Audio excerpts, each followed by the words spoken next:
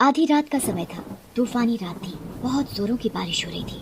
आसपास कोई भी नजर नहीं आ रहा था। उस तूफानी रात में एक सुनसान सड़क पर एक लड़की घर जाने के लिए ऑटो वाले का इंतजार कर रही थी।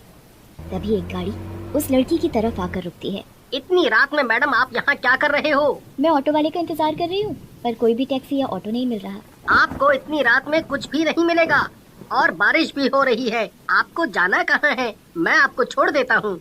जी शुक्रिया, मैं चली जाऊंगी। देखिए रात काफी हो चुकी है, मैं आपको छोड़ देता हूँ। मेरा नाम अनुज है और आपका नाम क्या है? मेरा नाम नीलम है। बड़ा प्यारा नाम है। जी धन्यवाद।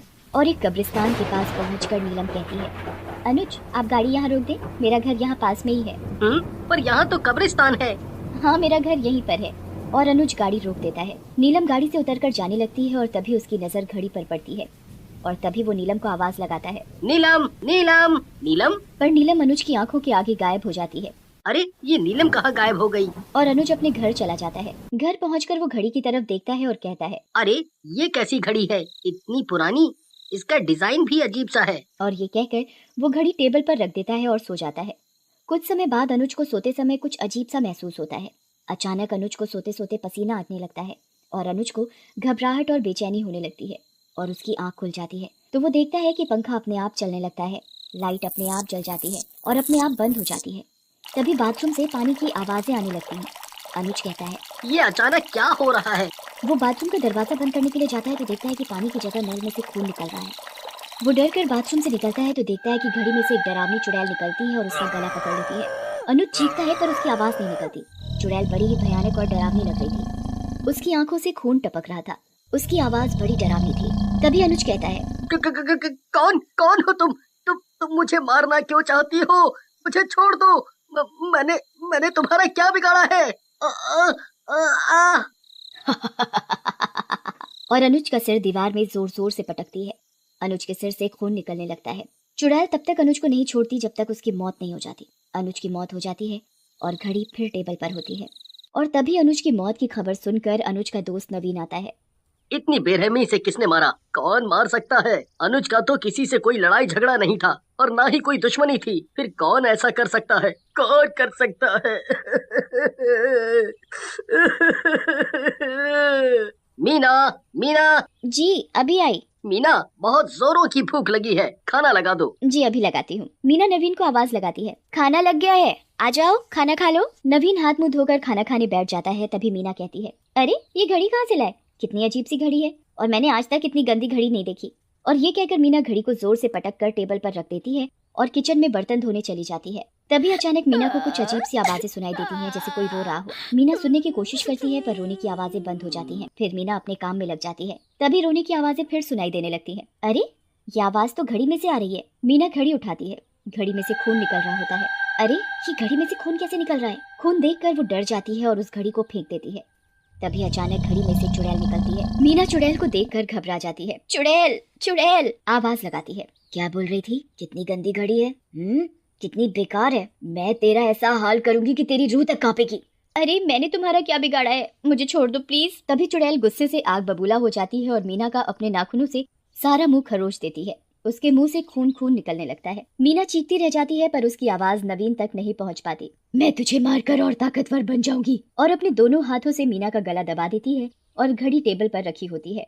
अगली सुबह। मीना, मीना, ये तुम्हें क्या हो गया? तुम्हें किसने मार डाला? किसने मार डाला? मेरा क्या होगा? मैं तुम्हारे बिना कैसे रहूंगा? नवीन जोर जोर से रोने लगता है। मीना की मौत भी एक रहस्य बनकर रह जाती है। उसकी मौत का किसी को पता नहीं चलता कि आखिर मीना की मौत हुई तो कैसे हुई। और कुछ दिनों बाद एक रात एक चोर चोरी करने के लिए नवीन के घर में घुसता है। अरे यहाँ तो काफी कीमती सामान रखा हुआ है। जो भी कीमती सामान है मैं उठाकर थैले में डाल लेता हूँ। इसके तो दाम भी बहुत अच्छे मिलेंगे। चोर सारा कीमती सामान थैले में डाल चुका होता है। तभी उसकी नजर टेबल पर रखी घड़ी पर पड़ती है। अरे ये कैसी घड़ी है? ये तो बहुत पुरानी लगती है। इसके तो बहुत दाम भी मिलेंगे। मैं इसे बेचकर अमीर बन जाऊंगा और आराम से ऐश की जिंदगी जीऊंगा। मुझे चोरी भी नहीं करनी पड़ेगी और मेरी धर्म पत्नी भी खुश हो जाएगी। चोर नवीन के घर से सारा कीमती सामान और घड़ी चुरा कर निकल जाता है और घड़ी के साथ साथ चुड़ैल भी चोर के पीछे पीछे चलने लगती है। तभी रास्ते में उसे लगता है जैसे कोई उसका पीछा कर रहा हो। चोर पीछे मुड़कर देखता है, कोई नहीं होता। चोर जल्दी जल्दी चलने लगता है, तभी एक हाथ आकर उसकी गर्दन पर पड़ता है। अरे कौन है भाई?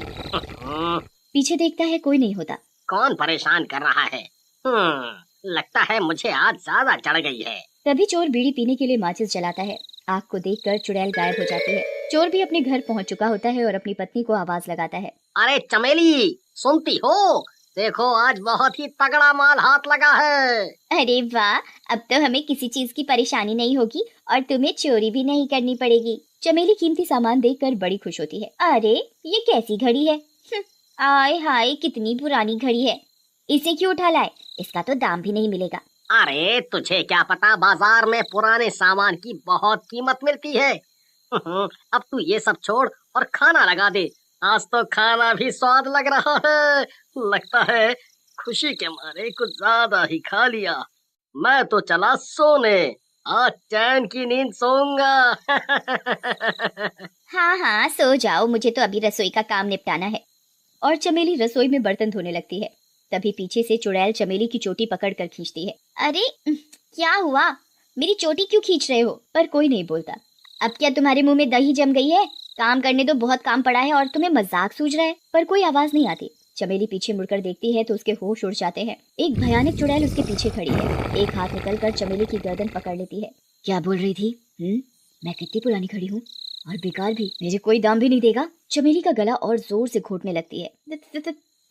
तुम कौन हो? मुझे छोड़ दो, मुझे मत मारो। छोड़ दूं? नहीं, कभी नहीं, मैं तुझे मार डालूंगी। जैसे चुड़ैल चमेली का सिर दीवार में मारती है तो चमेली का हाथ लालटेन पर लग जाता है और आग निकलने लगती है।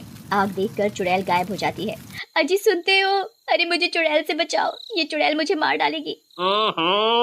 अरे भगवान, क्या हुआ? क्यों चिल्ला रही हो जैसे कोई चुड़ैल देख ली हो? हाँ हाँ, चुड़ैल ही है।